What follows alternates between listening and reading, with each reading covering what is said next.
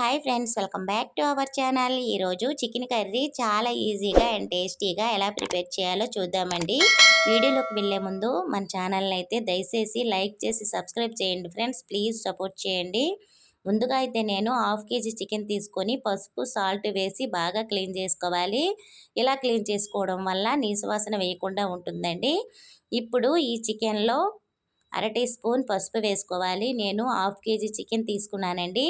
అలాగే రుచికి తగినంత సాల్ట్ కూడా వేసుకోవాలి. మనం తినేదాన్ని బట్టి కారం చూసుకొని వేసుకోండి. నేను ఇక్కడ స్పూన్నర కారం అయితే వేసుకుంటున్నానండి.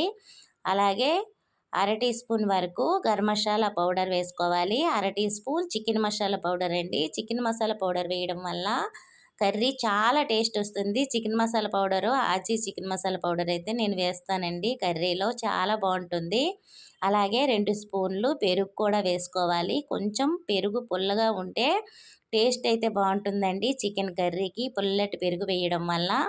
అలానే అల్లం వెల్లుల్లి పేస్ట్ 1 స్పూన్ వేసుకొని కొంచెం ఆయిల్ వేసుకోవాలి. ఒక 2 స్పూన్లు ఆయిల్ వేసుకొని మొత్తం కూడా ముక్కలకు పెట్టేటట్టుగా చక్కగా కలుపుకొని మ్యాగ్నేట్ చేసుకున్నట్లయితే మనం తినేటప్పుడు చికెను చాలా టేస్ట్ వస్తుందండి. ఇలా పట్టించుకుని పక్కన పెట్టుకోవాలి. 1 గంట అరగంట సేపు పక్కన కనుక పెట్టుకున్నామంటే ఇదంతా బాగా మనకి ముక్కలకి పడుతుంది. ఇలా మొత్తం కలుపుకొని ఒక కప్పు మీద పెట్టుకొని ప్లేట్ లాంటిది ఒక సైడ్ అయితే పెట్టేసుకుందామండి 1 గంట సేపు. చాలా ఈజీగా వంట రాని వాళ్ళు కూడా చక్కగా చేసేస్తారండి. సింపుల్గా ఎక్కువ ప్రాసెస్ ఏమీ ఉండదు. ఇప్పుడు స్టవ్ మీద కళాయి పెట్టుకొని 4-5 స్పూన్ల వరకు ఆయిల్ అయితే వేసుకోవాలి. ఎందుకంటే చికెన్ కర్రీకి ఆయిల్ కొంచెం ఎక్కువ ఉండాలి కాబట్టి 5 స్పూన్లు అయితే వేసుకున్నాను నేను. అలాగే 2 పచ్చిమిరపకాయలు ఇలా ఈనిల్లా కట్ చేసి వేసుకోవాలండి. కొంచెం కరివేపాకు, పచ్చి కరివేపాకు అయితే బాగుంటుంది. ఈ పచ్చిమిరపకాయలు కరివేపాకు వేయడం వల్ల చికెన్కి చాలా టేస్ట్ వస్తుందండి. మనము డైలీ ఒకే విధంగా కాకుండా చికెన్ కర్రీ ఇలా ఒకసారి అయితే ట్రై చేయండి.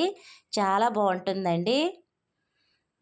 ఇవి వేసిన తర్వాత సన్నగా తరిగిన ఉల్లిపాయలు 3 వేసుకోవాలండి. కొంచెం చిన్న ముక్కలుగా తరిగి వేసుకుంటే చక్కగా గ్రేవీ అనేది వస్తుంది.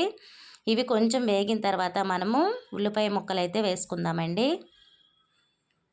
బ్యాచిలర్స్కి అయితే బాగా ఉపయోగపడుతుందండి. ఎక్కువ ఇంగ్రీడియంట్స్ ఏమీ అవసరం లేకుండా చక్కగా ఈజీగా తొందరగా అయిపోతుందండి కర్రీ.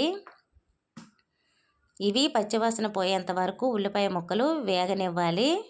ఉల్లిపాయలు బాగా వేగాలండి. పచ్చివాసన పోయేంత వరకు వేగితే కర్రీ టేస్ట్ అనేది వస్తుంది. లేకపోతే మనకి కర్రీ టేస్ట్ రాదండి చికెన్ కర్రీ.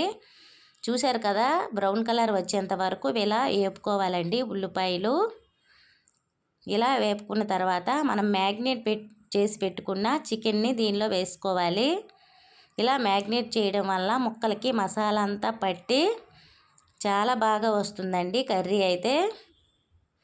ఇలా వేసుకున్న తర్వాత ఒకసారి కలుపుకొని మినిమం 4 నిమిషాల పాటు మూత పెట్టుకొని అలానే ఉంచేయాలండి. ఇలా మూత పెట్టుకోవడం వల్ల దీనిలో నుంచి వాటర్ అయితే ఊరుతుంది. నేనైతే ఒక్క చుక్క కూడా వాటర్ వేయకుండా కర్రీ వండుతున్నాను. ఇలా వాటర్ వేయకుండా కనుక కర్రీ వండామంటే చాలా బాగుంటుందండి.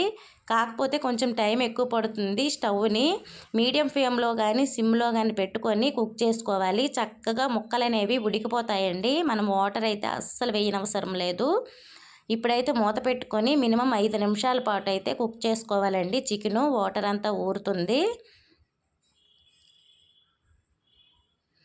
చూసారు కదా వాటర్ ఎలా వచ్చిందో. మన ఆయిల్ మనం వేసాం కదా, ఆయిల్ కూడా పైకి తేలి ముక్కలు అయితే బాగా ఉడికాయండి. మధ్య మధ్యలో మనము చూస్తూ కలుపుతూ ఉండాలి. అందుకే మంట ఎక్కువ పెట్టేసుకోకుండా చిన్న మంట మీదే మనము ఈ కర్రీ వండుకుంటే చాలా బాగుంటుంది. ఇప్పుడు దీనిలో 3 మీడియం సైజు టమోటాలు సన్నగా తరిగి వేసుకోవాలండి.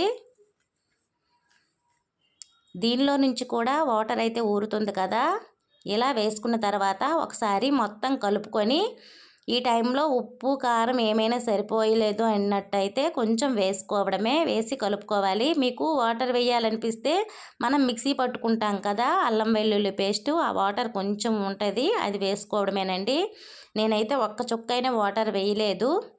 ఈ టమోటాలు కూడా ఇంకో 4 నిమిషాల పాటు కుక్ చేసుకోవాలండి. మెత్తగా అయితే ఉడికిపోతే వాటర్ అయితే వస్తుంది. చూసారు కదా ఎంత వాటర్ అయితే ఊరిందో.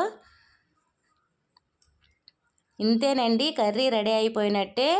చూసారు కదా, చక్కగా అయితే ముక్కలన్నీ ఉడికిపోయాయండి. ఈ మాత్రం గ్రేవీ ఉన్నట్టయితే మనకి చపాతీ రైస్కి చాలా బాగుంటుంది. లాస్ట్లో కొంచెం కొత్తిమీర వేసుకొని సర్వ్ చేసుకోవడమేనండి. మీరు కూడా ఒకసారి తప్పనిసరిగా ట్రై చేయండి, చాలా బాగుంటుంది. ఈ టైంలో ఒకసారి వేసుకోవాలంటే కొంచెం నిమ్మరసం వేసుకోవచ్చండి, బాగుంటుంది టేస్ట్ అయితే. మీరు కూడా ట్రై చేసి మీకు ఎలా వచ్చిందో నా కామెంట్ సెక్షన్లో తెలపండి. అలాగే మీ ఫ్రెండ్స్కి, రిలేటివ్స్కి నా ఛానల్ అయితే షేర్ చేసి నన్ను సపోర్ట్ చేయండి friends. Okay friends, thank you for watching. Bye bye.